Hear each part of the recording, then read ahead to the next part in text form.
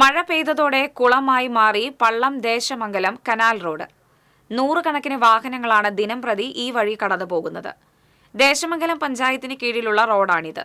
കനാലും റോഡും തിരിച്ചറിയാൻ കഴിയാത്ത രീതിയിലാണ് വെള്ളം നിറഞ്ഞിരിക്കുന്നത്. രാത്രികാലങ്ങളിൽ ഇരുചക്ര വാഹനങ്ങൾ കനാലിലേക്ക് വീഴുന്നതും പതിവാണ്.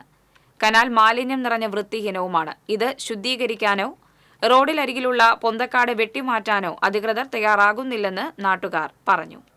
വളരെ ശോചനീയാവസ്ഥയാണ്. ഇവിടുത്തെ റോഡും പൊളിഞ്ഞിട്ടും അതുപോലെ ഇവിടെ പാലം കൈവരില്ല. ഭയങ്കര അപകടാവസ്ഥയാണ്. ഭയങ്കര റോഡിൻ്റെ അവസ്ഥ നിങ്ങൾക്ക് ഫോട്ടോ കണ്ടാൽ അറിയാം. കുറേ വർഷങ്ങളായിട്ട് ഉള്ളതാണ്. മംഗലം കനാൽ റോഡാണ് ഇത്. ഒരുപാട് വർഷമായി, ഇതിപ്പോൾ 2-3 വർഷമായി ഇതേ രീതിയിൽ മഴക്കാലമായി കഴിഞ്ഞ് കഴിഞ്ഞാൽ ഇതേ അവസ്ഥയാണ്.